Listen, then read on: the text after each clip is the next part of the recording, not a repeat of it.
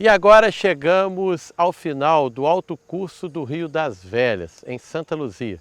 E quem vai falar das condições do rio para a gente é o Mário Werneck. Tudo bom, Mário? Tudo bem, Toledo? Prazer estar aqui. Prazer é nosso. Eu quero que você fale para a gente um pouco da história do Rio das Velhas e como que estão as águas dele hoje. Bom, a história de Santa Luzia se confunde com o Rio. Santa Luzia é um povoado de 1692 e no século XIX, um dos maiores geógrafos da história da humanidade, o Richard Francis Burton, da Real Academia Inglesa, esteve aqui e fez uma viagem de canoa de Sabará até o Oceano Atlântico e passou por essas águas. Ele ficou encantado com o rio, quis fazer essa viagem e quando ele chegou a Macaúbas, que é um convento de irmãs, ele conversou um momento com o padre então da época e disse que precisava de alimentos, porque ele estava muito cansado, e o padre lhe disse que ele não era digno de entrar em terras do convento, porque ele era anglicano, e lá era da Igreja Católica, e mandou ele pescar no Rio das Velhas. Ele foi pescar, porém todos os anzóis envergaram, porque os peixes eram muito grandes. E hoje, eu penso que os meus filhos não poderiam mais ver o Rio das Velhas da forma como eu vi, eu acredito muito difícil. Quando eu tinha 12, 10 anos, os meus primos vinham do Rio de Janeiro e aqui por essa região tinham praias, né, praias brancas com cascalho. Foi justamente quando o Dr. Misk explorou o ouro e quer queira ou não queira, a passagem daquela draga pelo rio efetivamente causou um dano irreversível ao rio. Foram milhares de toneladas de ouro ao longo daqueles anos, dos anos 50, 60 e 70, e infelizmente não tinha essa visão que nós temos hoje de preservação e de sustentabilidade. Mas o rio ainda continua tendo forças, né, para que possa correr sobre essa terra sagrada, a chamada Terra de 42. Agora, o rio sofreu muito ao longo desses anos. Você falou aí da questão da mineração, principalmente do cascalho, era muito comum por aqui, né? Como que está o rio aqui em Santa Luzia hoje, que é o final desse alto curso vindo lá de Ouro Preto? Uma vez uma pessoa em Portugal me disse que os portugueses, quando vieram para o Brasil, eles fundavam as suas vilas ao longo dos rios porque eles imaginavam que os rios levam e lavam tudo, né? Essa teoria portuguesa, infelizmente, foi muito irreal e muito triste para este rio, porque, em verdade, eu nadava no rio, a população de Santa Luzia se servia do rio, pescava. Aqui tem a história do seu nonô de Arthur, que subia a rua direita com vários cambões de peixe junto com seu irmão, e infelizmente esse é um quadro que dificilmente irá voltar.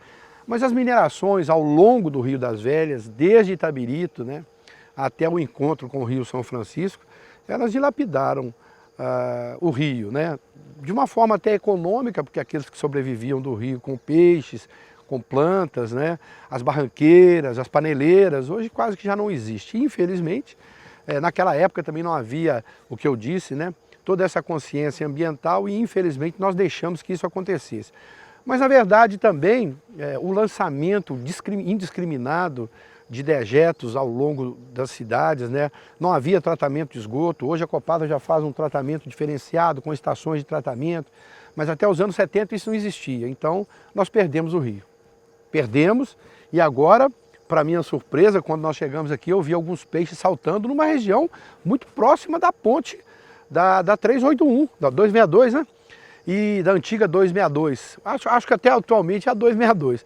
Mas o que acontece? Em linha reta daqui até lá não tem 3 quilômetros, ou seja, este maravilhoso e um santuário para o povo de Santa Luzia, que se confunde com a história da cidade, com a Revolução de 1842 entre os legalistas e os liberais, foi o palco de muitas e muitas e muitas horas de lazer, horas de trabalho e principalmente horas de história, porque de 1692 até hoje era o maior porto fluvial do Brasil. Daqui se levava sal para o restante do Brasil, que era uma coisa muito difícil de acontecer, porque não havia possibilidade de navegar o São Francisco.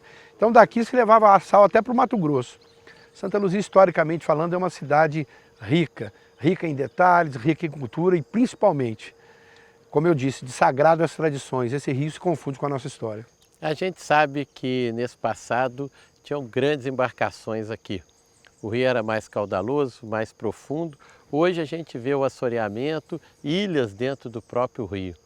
Como que você avalia a saúde do rio aqui em Santa Luzia depois de ter passado por 6 cidades metropolitanas?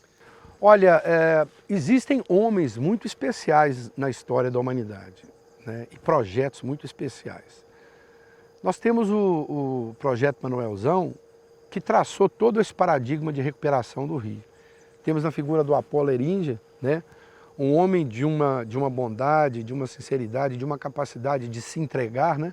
Um médico sanitarista que conhece profundamente sobre águas, que vem assim de forma espontânea e até espartana, né? Lutando para a melhoria do rio. O Apolo e o projeto Manuelzão fizeram com que se pudesse discutir a meta 2010 de uma forma muito verídica, a ponto de que hoje você vê a qualidade das águas, a gente enxerga o fundo aqui, muito melhores do que antes de 2010. Agora, criou-se também nas populações de Itabirito, né? Eu não diria nem na Cachoeira das Andorinhas de Ouro Preto, porque lá a nascente ainda está em excepcional estado, mas de Itabirito para frente, onde tem a primeira grande mineração, que quer queira ou não queira, se confunde também com a nossa história, porque ai de nós também se não fosse a mineração, porque efetivamente a economia de Minas Gerais nasceu assim, o estado tem esse nome, mas na verdade hoje, ecologicamente falando, você não tem aquele modelo dos anos, né, do século XVI, XVII, XVIII e XIX. Hoje o mundo passa por uma reforma absurda do pensar, do dizer e do falar. As questões ambientais no planeta hoje atingem a todos os habitantes, né? A chamada sustentabilidade tão procurada pelo homem moderno, pelo homem contemporâneo, vai de encontro àquilo que ele fez ao longo da história. Aos 10 anos de idade, quando meu pai passava na ponte com o Chevrolet 40 dele, eu deitava no assoalho com medo de ver o rio, de tão largo que ele era e de tão suntuoso e de tanta beleza do seu curso. Hoje eu vejo que naqueles anos eu deveria ter ficado de pé, porque eram imagens que jamais fugiriam da minha cabeça. E eu tinha medo, por exemplo, quando meu pai me falava que ia para a ponte e me chamava para ir. Por quê? Porque eu ficava com medo de cair dentro do rio. Hoje eu vejo que o rio vem se recuperando, mas o que mais me dói é saber que quando eu o via nos anos 60 e quando eu o vejo hoje, a diferença é abissal. Não é?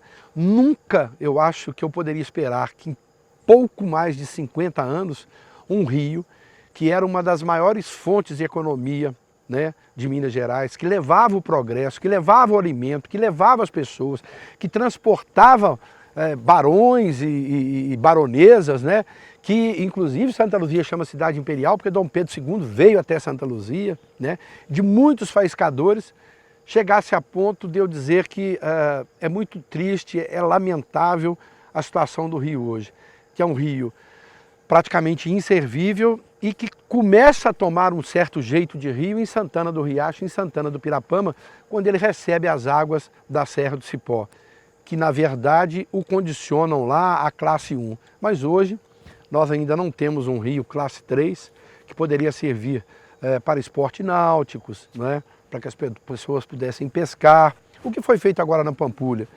que Belo Horizonte conseguiu chegar à classe 3. Então é muito difícil, é muito triste, principalmente para aqueles que, como eu, né, nasceram na Rua Direita. Eu nasci na Rua Direita dentro de casa, de frente para o rio. Então é muito triste. Agora me fala um pouco da história de Santa Luzia, dos casarões, de como que foi feita essa trajetória gloriosa da cidade. Bom, Santa Luzia, de 1692, né, dos bandeirantes, né, houve uma corrida ao ouro por Portugal no século XVII, quando se descobriram minas de ouro, de diamante, na região das Gerais, e as bandeiras, não é? De Borba Gato, de Fernão Dias, de dissidentes dessas bandeiras, uma foi aqui de Santa Luzia, e eles fundaram a cidade num local aqui próximo, inclusive, no Bom Retiro, uma parte baixa da cidade, mas uma grande enchente, como existem as grandes enchentes hoje, simplesmente aniquilaram o local. E reza a lenda que eles acharam uma imagem da vila de Santa Luzia, a Virgem de Saracura, a Virgem de Siracura, na Itália, e mudaram para o alto, não é, do morro. Lá, o sargento Mor Pacheco Ribeiro, que tinha ficado cego de uma vista, ele fez uma promessa a Santa Luzia. Se ele efetivamente se curasse, não é, se ele se curasse desse mal, ele ia construir uma igreja como efetivamente construiu. E Santa Luzia foi palco de uma das maiores batalhas no século XIX, que foi a Revolução de 1842, que culminou aqui com a derrota, não é, de Teófilo Benedito Ottoni, que é o nosso guardião e ídolo maior da cidade, que perdeu a sua batalha final para Caxias, né, solidificando a manutenção do imperador Dom Pedro II, quando na verdade Teófilo Ottoni tinha uma visão de liberdade, de que a gente pudesse ser uma nação independente, e infelizmente isso não aconteceu, só aconteceu realmente em 1889 com a proclamação da República. Então essa história, né, nós temos a Casa da Cultura, que é o casarão que eles dizem que serviu de quartel-general durante a batalha. Temos a igreja, que inclusive descobriram agora, recentemente na sua restauração, uma passagem secreta com o símbolo da maçonaria talhado em ouro, quer dizer, uma coisa importantíssima. O convento de Macaúbas, onde as filhas de Chica da Silva estudaram e que por lá também passou o Richard Francis Burton, da Real Academia Inglesa. Então Santa Luzia é uma cidade cheia de lendas, cheia de tradições e que congrega em seu solo, né, o Rio das Velhas. Então, na verdade, Santa Luzia é rica em história, rica em poetas, rica em grandes homens. E nós falávamos do seu poeta maior, né, Tiburcio de Oliveira, que diz que Santa Luzia, né, é uma cidade muito especial, berço de poetas, como eu disse, mas tem um verso interessante: terra de lendas e de evocações. Então, Santa Luzia, na verdade, é um marco significativo na cultura de Minas Gerais.